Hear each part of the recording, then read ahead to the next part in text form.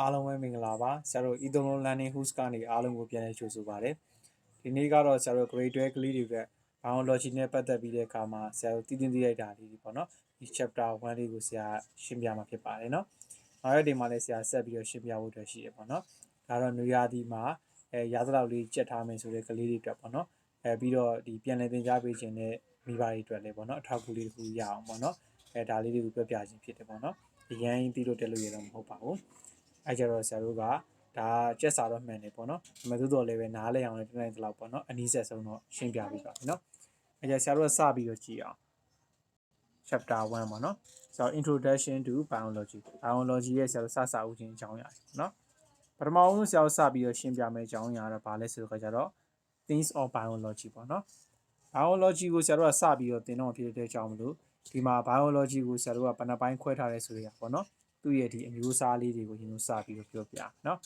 biology ဆိုတာက is broadly divided into 5 major things ပေါ့เนาะဆရာတို့ကဒီအဓိကပေါ့เนาะဇီဝဗေဒဘာသာရပ်ကိုဆရာတို့ကအဓိကအပိုင်းကြီး5 major thing ပေါ့เนาะthing 5ခုဆရာတို့ခွဲထားတယ်ပေါ့เนาะဘာတွေလဲပြောမယ်ဆိုဆရာတို့ပထမအဦးဆုံးကတော့ဆရာ organization ပေါ့ organization လို့ခေါ်ရဲဆရာတို့ဒီဖွဲ့စည်းတည်ဆောက်တာပေါ့เนาะ information လို့ခေါ်ရဲနောက်တစ်ခုကတော့သတင်းချက်လက်အကြောင်းအရာတွေနောက်တစ်ခုကတော့ energy and matter လို့ခေါ်တဲ့ဆရာစွမ်းရည်နဲ့ directory တွေအကြောင်းပေါ့နော်နောက်တစ်ခုကတော့ဆရာတို့ကဗာလဲဆိုတော့ interaction လို့ခေါ်တဲ့ဆရာတို့ကသူတို့ရဲ့ဒီအပြန်အလှန်ဆက်တဲ့တုံ့ပြန်မှုတွေပေါ့နော်နောက်ဆုံးတစ်ခုကတော့ an evolution လို့ခေါ်တဲ့ဆရာတို့ကဘာတွေလဲဆိုတဲ့အခါကျတော့ဒါစင်ကဲဖြစ်စဉ်တွေပေါ့နော်ဒါလေးကိုဆရာတို့ကဘယ်နှပိုင်းပိုင်းထားလဲဆိုတော့ကျတော့၅ပိုင်းပိုင်းထားတယ်ပေါ့နော်ဟုတ်ပြီအဲ့လေးပြန်ပြောရမယ်ဆိုရင်တော့ပထမဦးဆုံးကတော့ organization ပြီးတော့နောက်တစ်ခုက information နောက်တစ်ခုက energy and matter နောက်တစ်ခုက interaction and နောက်ဆုံးတစ်ခုကတော့ evolution ပေါ့နော်ဒါလေးကိုဆရာတို့ရမယ်ထင်ပါတယ်ဆက်ပြီးတော့အခွဲလေးတွေဆက်ကြည့်အောင်နော် each of these things လို့ခေါ်တယ်ဒီအကြောင်းအရာတစ်ခုစီတိုင်းပေါ့နော် will be described ဖော်ပြပါမယ် and ပြီးတော့ explain ရှင်းလင်းပြပါမယ် they are important to understand life as a whole ဒါတွေကိုเนาะတက်ရှိဘဝတစ်ခုလုံးဆရာတို့ကနားလေသဘောပေါက်ဖို့ရန်အတွက်ပေါ့နော်ဟိုဆိုတာတစ်ခုလုံးပေါ့နော်ဒါတွေကိုသူကဒီအကြောင်းအရာတစ်ခုစီကိုပေါ်ပြပြီးတဲ့အခါမှာဒါအရေးကြီးတဲ့အကြောင်းသူဆက်ပြီးတော့ရှင်းပြပါမယ်တဲ့ life on earth ဒီကဘာမှာရှိတဲ့တက်ရှိတွေပေါ့နော်တက်ရှိတွေအကုန်လုံးอ่ะဆိုရင်တော့ is simply amazing ဆိုတာသူကရိုးရှင်းရှင်းပေါ့နော်အန်ဟောစရာကောင်းတယ်ပေါ့ simply ကရိုးရှင်းရှင်းတော့ဒီဖြစ်တည်နေကြရဲဆိုတဲ့သဘောတရားပေါ့နော်ဘာတွေလဲဆိုတော့ပထမအောင်ဆုံးဆရာ diverse လို့ခေါ်တယ်မတူကွဲပြားတာတွေရှိကြတယ်ဟုတ်နော်ဒါဆရာတို့သိတာပါလူနဲ့တိရစ္ဆာန်မတူတာတွေတို့နော်မျိုးစုံပါပဲနော်နောက်တစ်ခုကတော့ဆရာတို့ resilient လို့ခေါ်တဲ့ဒီခံနိုင်ရည်ရှိမှုပေါ့ဒါတွေကလည်းတစ်ခုနဲ့တစ်ခုတတ္တဝါတစ်ကောင်နဲ့တစ်ကောင်နဲ့မတူကြဘူးနော်နောက်တစ်ခုက powerful လို့ခေါ်တဲ့ဒီအားကောင်းတာတွေလည်းမတူကြဘူး intelligent လို့ခေါ်တဲ့ဉာဏ်ရည်ထက်မြက်တာတွေလည်းမတူကြဘူးနောက်တစ်ခုကတော့ mystery လို့ခေါ်တဲ့ဆရာတို့ကစမ်းကြယ်မှုတွေပေါ့နော်ဒါတွေနဲ့ဆရာတို့ကအဓိကထားပြီးတော့ကမ္ဘာပေါ်မှာရှိတဲ့သက်ရှိတွေအကုန်လုံးကတိစောက်ထားကြတယ်ပေါ့နော်in this time ဒီချိန်မှာဆိုရင်တော့ that human လူသားတွေကဆိုရင်တော့လူသားတွေကပေါ့နော် has studied biology ဒီဇီဝဗေဒကိုစတင်ပြီးတော့လေ့လာပြီးတဲ့အခါမှာတဲ့ understanding of နားလည်လာကြပြီပေါ့နော် is 5 major thing သူတို့ရဲ့ဒီအဓိကပေါ့နော်အကြောင်းအရာ၅ခုလေ့လာပြီးတဲ့အခါမှာနားလည်လာကြပြီပေါ့နော် has been able to be categorized ဆိုတာဆိုအမျိုးအစားတွေထပ်မံခွဲပြီးတော့ဒီအဓိကအကြောင်းအရာ၅မျိုးကိုသဘောပေါက်အောင်လေ့လာခဲ့ပြီเนาะအဲ့ရနေမှာထပ်ပြီးတော့မျိုးစားတွေထပ်ပြီးတော့ခွဲခြားလာနိုင်ကြပါပြီတဲ့ဒီအကြောင်းအရာလေးပြောပြတာပေါ့နော်အဲ့ကြတော့ဆရာတို့ကဒါလေးကိုနားလေသဘောပေါက်မယ်လို့ထင်ပါတယ်เนาะဟုတ်ပြီအဲ့ဒါလေးပြီးသားပြီဆရာတို့ကနောက်ထပ်တစ်ခုကဒီဘက်ကဆရာတို့ဒီ 1.1 လေးကိုဆရာတို့ဆက်ပြီးတော့နည်းနည်းလေးရှင်းလိုက်ရအောင်เนาะဟုတ်ပြီအဲ့ things ကနောက်တစ်ခုကဆရာတို့ 1.1 ကိုကြည့်အောင် 1.1 ကဘာအကြောင်းအရာလဲဆိုတော့ခါကျတော့သူကပထမအဦးဆုံးပြောထားတဲ့ဟာက things 1 က new property emerge at successive level of biological organization ပေါ့နော် biological organization ကတော့ဒါဆရာတို့ဇီဝဗေဒဆိုင်ရာအဖွဲ့အစည်းပေါ့နော်new property ကတော့ဆရာဒါဂုဏ်သတ္တိအသစ်တွေပေါ့နော် emerge ကတော့ဒါပေါ်ထွက်လာတယ်ပေါ့နော်အဲ့လိုပေါ်ထွက်လာကြောင့် at successive level ပေါ့နော်ဒါသူတို့ရဲ့ဒီအဖွဲ့အစည်းစစ်စစ်မှာဂုဏ်သတ္တိအသစ်တွေဖြစ်ပေါ်လာကြတာပေါ့နော်အဲ့ဒါဘယ်လိုပြောချင်တာလဲဆိုတော့ဆရာတို့တစ်ခုကိုလိုရင်းမတက်နဲ့ဒါနောက်ထပ်ဟာတွေပါဆရာတို့ဆက်ပြီးတော့ပေါ်လာပါနော်ဆရာတို့ဥမာစပိန်တစည်းဆိုရင်ဆရာတို့ကဒါဘယ်လိုဖြစ်လာလဲဆိုတော့ကျတော့သူ့ကိုဒီတိုင်းပဲပုံထားရဆိုတော့စီးလို့မရအောင်နော်ဆရာတို့ကသူ့ရဲ့ဒီအစိပ်ပိုင်းတွေအကုန်လုံးပေါင်းဆက်ပြီးတဲ့အခါကျမှဒါ new property ပေါ့နော် အသစ်တွေပေါ်ထွက်လာပြီးတဲ့အခါမှာဒါဆရာတို့ကဒါစပိန်ဆိုပြီးတော့ဖြစ်ပေါ်လာတယ်ပေါ့နော်အဲ့လိုသဘောတရားကိုဒါအခြေခံကြီးပြောတာပေါ့နော်ဒါနားလည်အောင်ပြောပြတာပေါ့နော်အဲ့ကျတော့ဆရာတို့ကစပြီးတော့ကြည့်အောင်နော်the hierarchy of light on earth is unfolded as follow hierarchy of light လို့ခေါ်တဲ့ဒါသူကကြီးစင်ငယ်လိုက်အစင်ပေါ့နော်ဒီသက်ရှိတွေရဲ့ဘဝပေါ့နော်ကဘာပေါ်မှာရှိသက်ရှိတွေရဲ့ဘဝကိုသူကunfolded as follow ဆိုတာဒီဖြန့်ကျက်ထားတယ်ပေါ့နော်အောက်ပါတိုင်းသူစပြီးတော့ခွဲထားတယ်လို့ပြောတာပေါ့နော်ဘာလဲဆိုတော့ပထမဆုံးကြည့်ရမယ့်ဟာကဆရာတို့က biosphere လို့ခေါ်တဲ့ဆရာတို့ကဇီဝတုဒီကသက်ရှိလောကပေါ့နော် ecosystem ဒါဆရာတို့တည်ပြီးသားဂေယစနစ်ပေါ့နော်နောက်တစ်ခုကတော့ဆရာတို့ကဘာလဲဆိုတော့ community လို့ခေါ်တဲ့ဆရာဒါတို့ကဆက်သွယ်ချက်တွေပေါ့နော် community နောက်ထပ်တစ်ခုကတော့ဆရာတို့ကဘာလဲဆိုတော့ခါကျတော့ population ဒါဥယျာဉ်ပေါ့နော်ဒါသက်ရှိဥယျာဉ်ပေါ့နောက်တစ်ခုကတော့ organism လို့ခေါ်တဲ့ဆရာတို့ဒါသက်ရှိတွေပါနော်မျိုးတူသက်ရှိတွေနောက်တစ်ခုကတော့ဆရာတို့က organ system လို့ခေါ်တဲ့အင်္ဂါအဖွဲ့အစည်းတွေပေါ့နော်ဒါအင်္ဂါနဲ့ပါတဲ့အသေးတို့ဥတို့အဲ့လိုစားရှိတဲ့ပြင်အဲ့ဒါမျိုးပေါ့နော်နောက်တစ်ခုက organ တွေပေါ့အင်္ဂါတွေနောက်က tissue cell လို့ခေါ်တဲ့ tissue ပေါ့နော် tissue တွေရဲ့နောက်တစ်ခုကတော့cell ပေါ့နော် cell လေးတွေပေါ့နောက်တစ်ခုကတော့ဆရာတို့ organ တွေလို့ခေါ်တဲ့အင်္ဂါနုတ်တွေရဲ့နောက်က molecule ရဲ့ပြီးတော့နောက်တစ်ခုက atom ပေါ့ဒါလေးတွေပါတယ်ပေါ့နော်ပြန်ပြောရမယ်ဆိုရင်တော့ပထမအဆုံးက biosphere နောက်တစ်ခုက ecosystem နောက်တစ်ခုက community နောက်တစ်ခုက population နောက်တစ်ခုက organism organ system နောက်တစ်ခုက organ ပြီးတော့နောက်က tissue cell organ ရဲ့ molecule ရဲ့နောက်တစ်ခုက atom နောက်ဆုံးလေးကဟုတ်ပြီနော်ဒါလေးတွေမှတ်ထားတဲ့ဒါကြောင့်မလို့တဲ့ with each set at ဒီ with each set at လို့ခေါ်တဲ့ပြောချင်တဲ့သဘောတရားတော့ဆရာတို့ကဒီအစင်းတစ်စင်းတက်လိုက်တာနေပြန်ထဲပေါ့နော်new property emerge ဒီဂုဏ်သတ္တိအသစ်တစ်ခုကဒါထွက်ပေါ်လာတယ်ပေါ့ emerge နော်ထွက်ပေါ်လာတယ်ဒါမှမဟုတ်သူ့ကိုဘာလို့ခေါ်လဲဆိုတော့ emergent property လို့ခေါ်တယ်ပေါ့နော်ဒီထွက်ပေါ်လာတဲ့ဂုဏ်သတ္တိများပေါ့နော်အဲကြောင့်မလို့ because of အဲ့လိုဖြစ်ရဘာကြောင့်လဲဆိုတဲ့ခါကျတော့ဆရာတို့က interaction among component at the lower level interaction လို့ခေါ်တယ်ဆရာတို့ကဒါထိတွေ့မှုတွေအပြန်အလှန်ကြိုးတက်ရောက်မှုတွေကြောင့်ပေါ့နော် among component at the lower level ပေါ့နော်ဒီအနေဆုံးအဆင့်ကနေပြီးတော့ဆရာတို့ကဒါဖြစ်ပေါ်လာတဲ့ဟာတွေကြောင့်မလို့ဒါဆရာတို့ကပြောရရင်တော့ emergent property လို့ခေါ်တဲ့ဂုဏ်သတ္တိတွေထွက်ပေါ်လာတာပေါ့နော်ဒါဥမာသူပြပါလိမ့်မယ်အောက်မှာနော်ဒါဆရာတို့ဒီ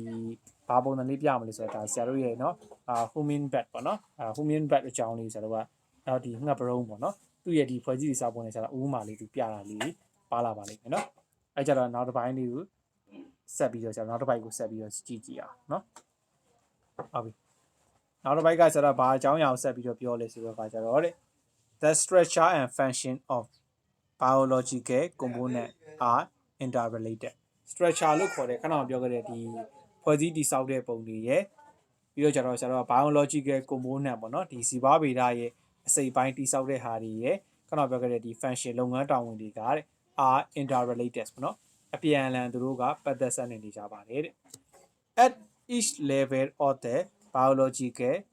hierarchy ပေါ့နော်ဒီ biological ဆရာတို့ at each level of the biological hierarchy လို့ခေါ်တယ်ခဏဒီဇီဝဗေဒဆိုင်ရာဆရာတို့ဒီအထောက်ကြီးစဉ်ကလည်းအစင်းတစ်ခုစီတိုင်းမှာဆိုရင်တော့correlation of structure and function can be observed a correlation of structure and function can be observed เนาะအဓိကဆရာတို့ကခဏပြောခဲ့တဲ့သူ့ရဲ့အစင်းတစ်ခုစီတိုင်းတိဆောက်တဲ့ပုံတွေရဲ့ပြီးတော့သူတို့ရဲ့ဒီလုပ်ငန်းတာဝန်ပေါ့နော် structure နဲ့ function တွေကဒီ interrelation လို့ခေါ်တယ် correlation လို့ခေါ်တယ်ပူးပေါင်းဆောင်ရွက်တဲ့ဟာမျိုးပေါ့နော်အဲ့ဒါကိုဆရာတို့က can be observed ရှာဖွေတွေ့ရှိနိုင်ပါတယ်ပေါ့အဲ့လိုဆိုလို့ရှင်တော့ပေါ့နော်ဒါသူ example ဆက်ပြီးတော့ပြောပါလိမ့် for example ပေါ့နော်ဒါဆရာတို့ဥမာအနေနဲ့ပြောရမယ်ဆိုရင်တော့ဒါခဏပြောခဲ့တဲ့human bat anatomy လို့ခေါ်တဲ့ဆရာတို့ကဒီငှက်ပရုံးပေါ့နော်ဒီငှက်ပရုံးရဲ့ဆရာတို့ကခန္ဓာဗေဒအရာပြောရမယ်ဆိုရင်တော့သူကalarm သူကနော်ဒီခွင့်ပြုထားတယ်ပေါ့ the wind to rotate at the shoulder သူကဘယ်လိုလဲဆိုတော့တာမန်တိုင်းမဟုတ်သူကလှည့်ပတ်နိုင်တယ်ပေါ့သူရဲ့ဒီတောင်မှန်ရင်ပခုံးကနေစပြီးကျွန်တော်လှည့်ပတ်နိုင်တခြားငှက်တွေလိုမျိုးသူကဥမာကျွန်တော်တို့လူတွေပေါ့နော်တခါလေငှက်ပုံစံလုပ်ပြီးတော့ပြန်တယ်လို့မျိုးအဲ့လိုမဟုတ်ဘူးသူကအကုန်လုံးသူကလဲပတ်လို့ရတယ်သူ့ရဲ့တောင်မှန်ဟုတ်ပြီနော်အဲ့လို level လို့ရတဲ့အတွက်ကြောင့်မို့သူဘာတွေရရှိသွားလဲဆိုတော့ so ဒါကြောင့်မလို့human being လို့ခေါ်တယ်နော် human bat လို့ခေါ်တဲ့ဆိုတော့ဒီငှက်ပရုံးကဆိုရင်တော့သူ့မှာ have ရှိသွားတယ် the ability စွမ်းဆောင်ရည်တစ်ခုရရှိလာ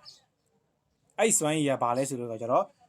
unit among bat ပေါ့နော်ဒီအခြားငှက်တွေနဲ့သူမတူတော့ဘူးပေါ့နော်သူရဲ့ဟာပြန်မတူတော့